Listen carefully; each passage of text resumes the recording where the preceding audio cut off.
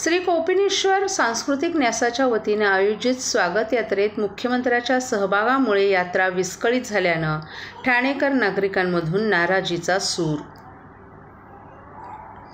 हिंदू मराठी नववर्षानिमित्त गुढीपाडव्याच्या दिवशी ठाणे शहरात निघणाऱ्या स्वागत यात्रेत यंदाही मुख्यमंत्री एकनाथ शिंदे यांनी उपस्थिती दर्शवून ठाणेकरांची मनं जिंकली। परंतु यंदा केवळ 4 ते 5 पाऊलच न चालता चक्क दगडी शाळेपासून गोखले रोडपर्यंत ते पायी सहभागी झाल्यानं ठाणेकर अचंबित झाले। लोकसभा निवडणुकीच्या पार्श्वभूमीवर हा उत्साह आहे का असा अनेकांनाही प्रश्न पडला।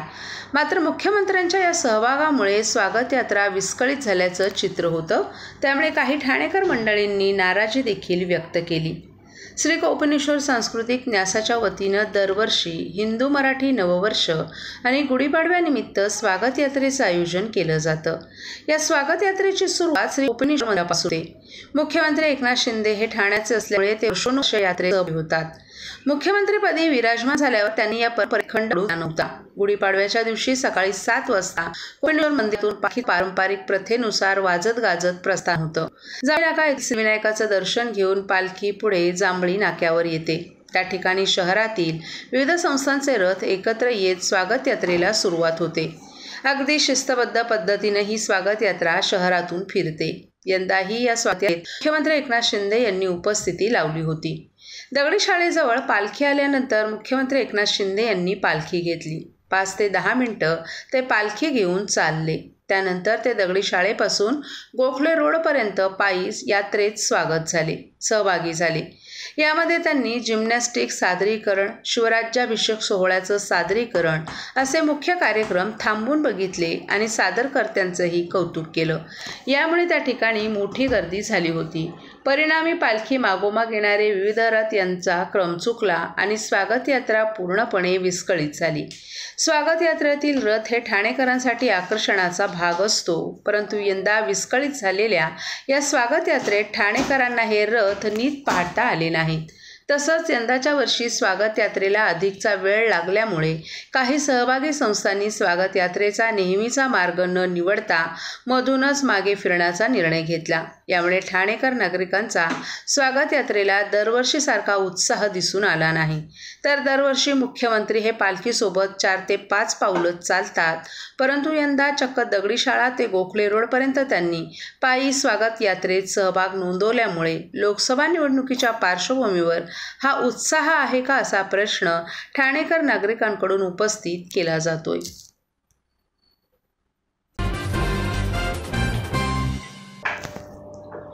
महायुतीच्या जागा वाटपात धाराशिव मतदारसंघाची जागा राष्ट्रवादीच्या वाट्याला गेल्यानं अस्वस्थ झालेल्या शिवसैनिकांनी काल रात्री मुख्यमंत्री एकनाथ शिंदे यांच्या ठाण्यातील निवासस्थानी ठाण मांडत शक्तीप्रदर्शन केलं।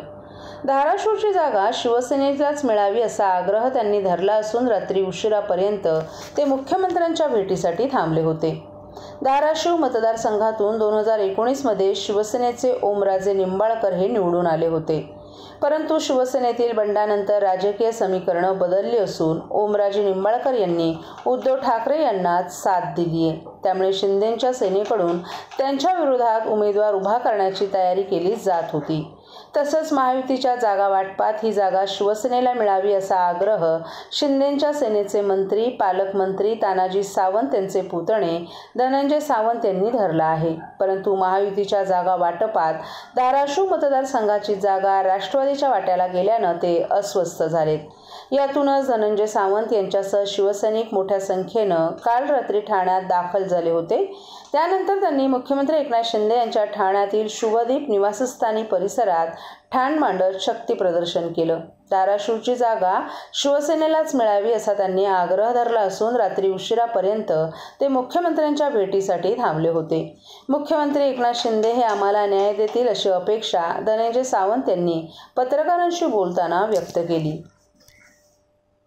त्यानंतर आपले सर्व कार्यकर्ते आक्रमक भूमिकेत आता पुन्हा एकदा मुख्यमंत्री एकनाथ शिंदे यांच्या बंगल्याकडे आलेले आहात। मुख्यमंत्र्यांकडे काय नेमकी मागणी असणार आहे? आमची एवढीच मागणी आहे की हा पारंपरिक मतदारसंघ शिवसेनेचा आहे आणि ती जागा आपल्याकडे राहावी, एवढ्याच मागणीसाठी आम्ही आमच्या कुटुंब प्रमुखाला आणि या राज्याच्या लाडक्या मुख्यमंत्र्याला भेटायला आल्या. सर, एकंदरीतच पाहायचं झालं तर जागा वाटपावरून शिवसेनेला नेहमीच अपमान सहन करावा लागतो असं मागील काही दिवसांपूर्वी पाहायला मिळालं होतं. हेमंत गोडसेंना देखील कामाला लागा असं सूचना मुख्यमंत्र्यांनी दिली होती. मात्र आता धाराशिवच्या जागेसोबत सुद्धा राष्ट्रवादी आता दावा करताना पाहिजे. आता त्या जागेबद्दल काय झालं हे मला माहीत नाही. मी धाराशिवच्या जागेबद्दल बोलतोय, कारण धाराशिवमध्ये आम्ही सर्व शिवसैनिक या ठिकाणी जे आलोय ते आमची खंगत इथं मांडण्यासाठी आलोय. आणि त्यामुळं आम्हाला आदरणीय मुख्यमंत्री एकनाथजी शिंदे साहेबांनी वेळ दिलेली आहे. आणि मी मगाशी आपल्याला म्हणलं की मग आमची चर्चा तर त्यांच्याशी होऊ द्या, ज्याने आमचं नेमकं काय दुखणं आहे ते तर त्यांच्यापुढे आम्हाला मांडू द्या, मग आम्हाला तुमच्याशी बोलता येईल ना. तुम्ही जर असे एकदम काय वाटतं महायुतीचा धर्म पाळत नाहीये का धाराशिवमध्ये, जेणेकरून तुम्ही आक्रमक झालेले आहेत? राष्ट्रवादी महायुतीचा धर्म पाळत नाहीये का? राष्ट्रवादी महायुतीचा आम्ही राष्ट्रवादी म्हणून विरोध करायला नाही आले. हा पहिला मुद्दा क्लिअर करा. आम्ही या ठिकाणी फक्त आमचा हक्क आहे, कारण तिथं हा पारंपरिक मतदारसंघ शिवसेनेचा आहे आणि तो आपल्याकडे राहावा याच्यासाठी इकडे आलेला. काय वाटतं शिंदे साहेबांकडचं काय मिळेल तुम्हाला? नाही मिळेल वाटतं? 100% मिळेल. का नाही मिळेल? शिंदे साहेब काम करणाऱ्याला न्याय देतात, त्यामुळे 100% नाही. Okay, thank you.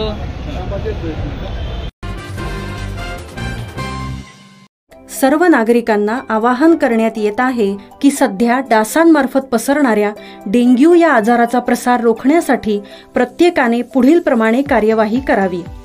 डेंग्यू आजार एडिस इजिप्ती हा डास चावल्याने होतो. या डासांची पैदास साचलेल्या किंवा साचवलेल्या स्वच्छ पाण्यामध्ये होते. 8 दिवसांपेक्षा जास्त दिवस पाणी उघडे व साचून राहिल्यास त्यात डास अंडी घालतात. अंड्यांच्या अळ्या तयार होऊन पुढे डास तयार होतात. यासाठी आपल्या घरातील पाणीसाठे, उदाहरणार्थ बॅरल्स, पिंपे, टाक्या, हौद, रांजणे इत्यादी दर आठवड्याला रिकामे करून घासून पुसून कोरडे करून पुन्हा भरावे. 1 दिवस कोरडा दिवस म्हणून पाळावा. पाणी साठ्यांना घट्ट झाकणे बसवावीत किंवा जुनी साडी, चादर, धोतर यांनी बांधून झाकून ठेवावीत, म्हणजे डास त्यात जाऊन अंडी घालणार नाहीत. घराच्या गच्चीवर, आजूबाजूला, अंगणात कोठेही पाणी साचू देऊ नये.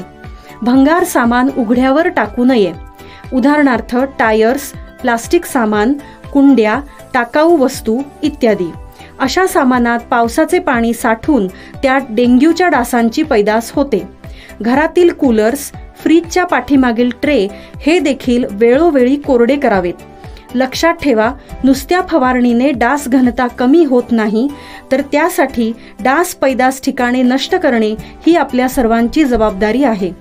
कोणताही ताप अंगावर न काढता जवळच्या शासकीय रुग्णालयात मोफत औषधोपचार घ्या. अशा प्रकारे नागरिकांनी सहकार्य केल्यास डेंग्यूचा प्रसार रोखणे सहज शक्य आहे.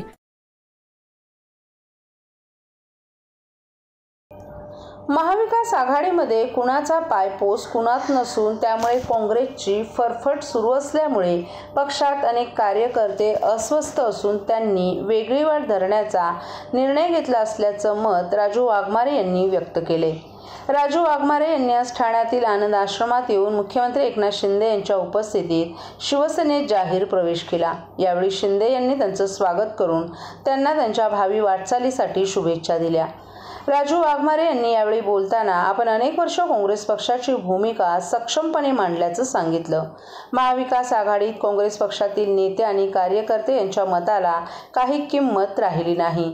उद्धव बाळासाहेब ठाकरे गटाच्या नेत्यांच्या म्हणण्यानुसार काँग्रेस पक्ष काम करत असून कुणाचा पायपोस कुणाला उरला नाही. त्यामुळे पक्षात अनेक नेत्यांची घुसमट होत असून त्यामुळे पक्षातून बाहेर पडण्याचा निर्णय घेतला असल्याचं त्यांनी सांगितलं. तसंच मुख्यमंत्री एकनाथ शिंदे यांची काम करण्याची शैली आणि ते घेत असलेली मेहनत, दिलेला शब्द पूर्ण करण्याची त्यांची ताकद हे सारं पाहून प्रभावित झाल्यामुळे आपण शिवसेनेत पक्ष प्रवेश केल्याचं त्यांनी सांगितलं. मुख्यमंत्री एकनाथ शिंदे यांनी वाघमारे यांचं शिवसेनेत स्वागत केलं. शिवसेना हा महायुतीतील एक प्रमुख घटक पक्ष आहे. राज्यात महायुतीचं सरकार स्थापन झाल्यापासून आपण कायमच सर्वसामान्य जनतेला दिलासा देणारे अनेक निर्णय घेतले आहेत. त्यामुळे राज्य आज एका नव्या उमेदीनं प्रगतीकडे वाटचाल करतंय. पंतप्रधान नरेंद्र मोदी यांच्या सक्षम नेतृत्वाखाली देशाची मान जगात उंचावली गेली आहे. त्यांच्या सक्षम नेतृत्वाखाली राज्यात आज अनेक विकास प्रकल्प सुरू असून परदेशी गुंतवणुकीत राज्य क्रमांक 1 वर आहे. मोदींचे हात बळकट करून पुन्हा एकदा त्यांना पंतप्रधानपदी बसवण्याचा निर्धार महायुतीतील सर्वच पक्षांनी एकत्रितपणे व्यक्त केलाय. अब की बार 400 पार हा निर्धार पूर्ण करण्यासाठी आम्ही पूर्ण ताकदीनं कामाला लागलो आहोत.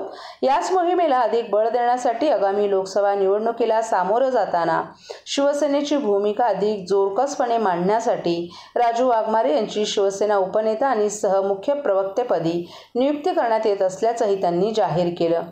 यावेळी शिवसेनेचे महाराष्ट्र राज्य समन्वयक नरेश मस्के, उत्तर पश्चिम लोकसभा मतदारसंघाचे संघटक उदय सावंत देखील उपस्थित होते. ही वस्तुस्थिती आहे आणि त्याची अनुभूती आणि प्रचिती मी जिकडे जिकडे जातो तिकडे मला येते.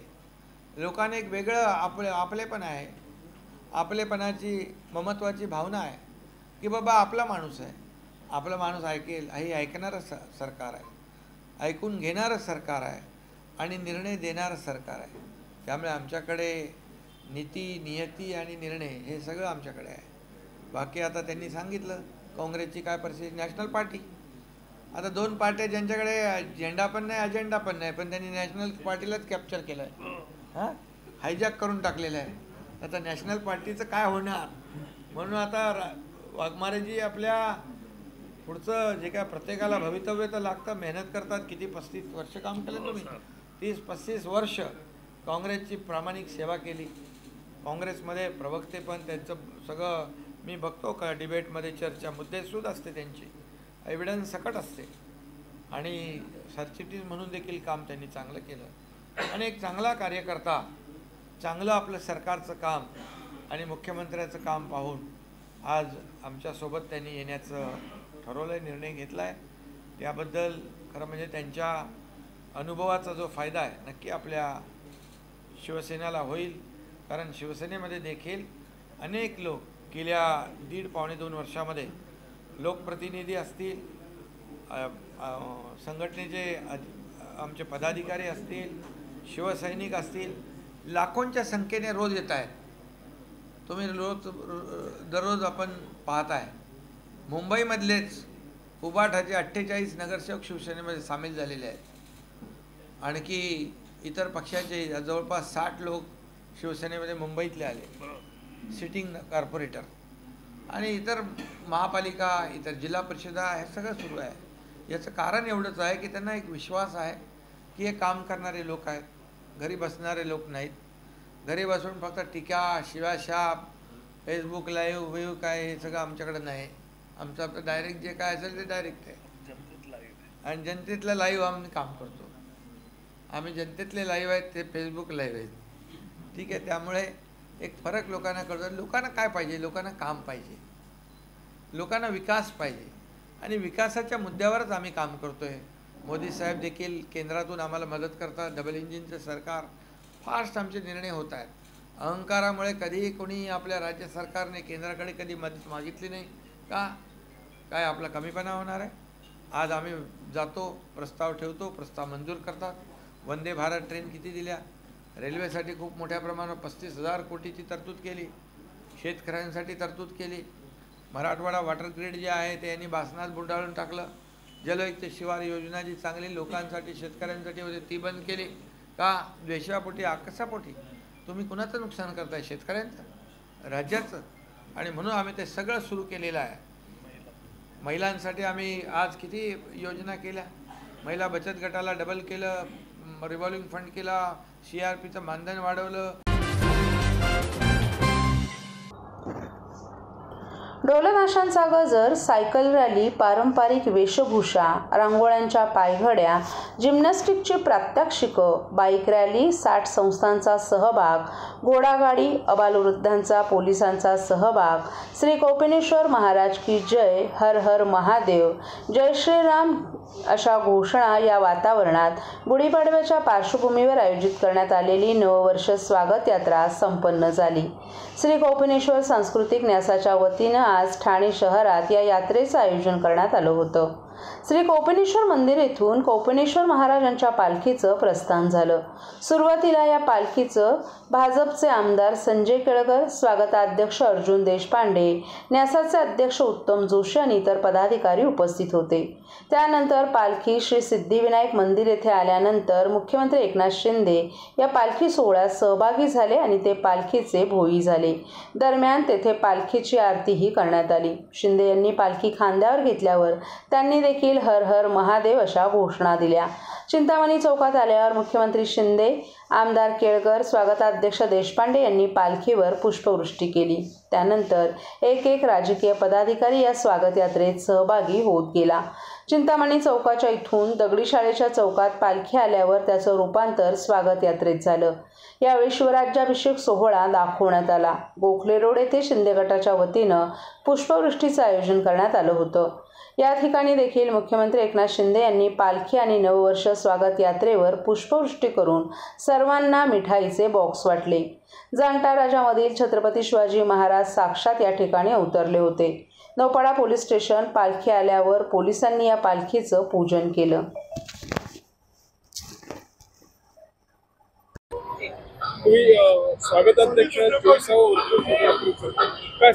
आज मला या वयामध्ये स्वागताध्यक्षाचा मान कोपिनेश्वर न्यासातर्फे मिळाला, त्याच्याकरता त्यांचे खरंच आभारी। आणि मला वाटतं की मोठ्या प्रमाणामध्ये दरवर्षीप्रमाणे सिनियर सिटीजन झाले, कॉमन लोक झाले आणि तरुण वर्ग मोठ्या प्रमाणामध्ये आज गुढीपाडवा स्वागत यात्रेमध्ये आपला सामील झालेला आहे। आणि मला वाटते तरुणांना मी हेच निमंत्रण दिलेलं की आपण पुढे या स्वागत यात्रेला आपल्या संस्कृतीला अजून पुढे न्यायचं काम करा। तर मला वाटतं आज तरुण पिढी इथे खूप मोठ्या प्रमाणामध्ये आलेली आहे आणि ह्याच गोष्टीला आपल्याला अजून पुढे न्यायचं काम करायचं।